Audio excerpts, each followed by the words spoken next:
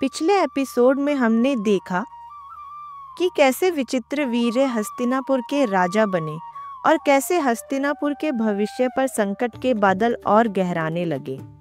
विचित्रवीर्य की कमजोरी ने पूरे राज्य को बेचैन कर दिया था। चलिए आगे देखते हैं कि भीष्म और सत्यवती ने राज्य के भविष्य को बचाने के लिए क्या प्रयास किए। राजमहल के भीतर सत्यवती और भीष्म एक गंभीर बातचीत कर रहे थे। सत्यवती की आवाज में चिंता साफ झलक रही थी। भीष्म, अगर विचित्रवीर्य के कोई संतान नहीं हुई तो हस्तिनापुर का भविष्य अंधकार में हो जाएगा, राज्य में अस्थिरता आ जाएगी।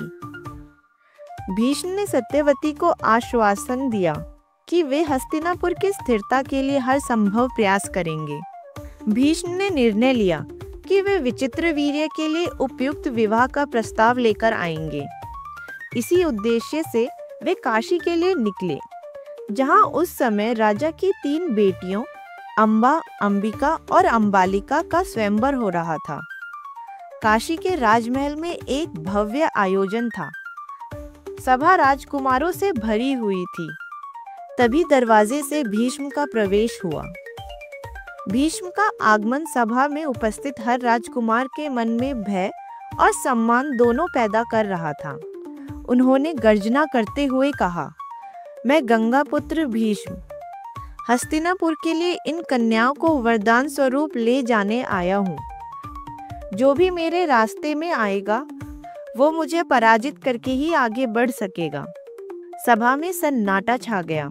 कई राजकुमारों ने चुनौती दी, लेकिन भीष्म का पराक्रम उनके साहस को चूर चूर करता गया। उन्होंने एक एक कर सभी को पराजित कर दिया। उसके बाद अंबा, अंबिका और अंबालिका को आदर पूर्वक साथ लेकर भीष्म ने हस्तिनापुर की ओर प्रस्थान किया। हस्तिनापुर पहुंचने के बाद अंबा ने साहस जुटाकर भीष्म से कहा, महान योद्धा, आपने मुझे विजयी होकर यहाँ लाया, लेकिन मैं यहाँ अपने हृदय के साथ नहीं हूँ। मैं पहले से ही राजा शाल्व को मन से अपना पति मान चुकी हूँ और इस स्वयंवर में मैं उन्हें अपना वर चुनने वाली थी। कृपया मुझे मुक्त कर दीजिए। भीष्म ने अंबा की बात को ध्यान से सुना। वे जानते थे कि अंबा का हृदय किसी और का था। उन्होंने अंबा के प्रेम का सम्मान करा और उसको राजा शाल्व के पास भेजने की व्यवस्था की। अंबा की उम्मीदें बहुत थीं। वो जब राजा शाल्व के पास पहुंची तो बहुत खुश थी, लेकिन शाल्व के अहंकार ने उसकी दुनिया उजाड़ दी। उसने कहा, मैं भले ही तुमसे प्रेम करता हूँ, लेकिन भीष्म से हारने के बाद तुम्हें अपनाना मेरी प्रतिष्ठा को ठेस पहुंचाएगा, और अंबा को अस्वीकार कर दिया। अंबा को ये सुनकर गहरा आघात लगा। ठुकराई हुई अंबा का दिल अब प्रतिशोध की अग्नि में जलने लगा। उसने राजा शाल्व का महल छोड़ दिया और वापस हस्तिनापुर लौट गई। अंबा ने हस्तिनापुर लौटकर भीष्म से कहा, अब मेरे पास कोई और रास्ता नहीं है। आप ही ने मुझे यहाँ लाया है, इसलिए अब आप ही मुझसे विवाह कीजिए।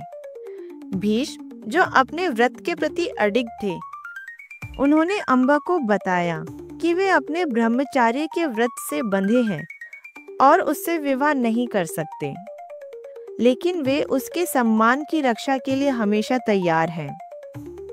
भीष्म का उत्तर सुनकर अंबा का गुस्सा और बढ़ गया। वो चीख पड़ी, आपकी ये प्रतिज्ञा ही आपके विनाश का कारण बनेगी। मैं तब तक चैन से नहीं बैठूंगी जब तक आपका अंत ना कर दूं। अंबा ने ये प्रतिज्ञा ली कि वो भीष्म के विनाश का कारण बनेगी, और ये प्रण लेकर वो घोर तपस्या के मार्ग पर निकल गई ताकि उसे वो शक्ति मिल सके जिससे वो अपनी प्रतिज्ञा पूरी कर पाए।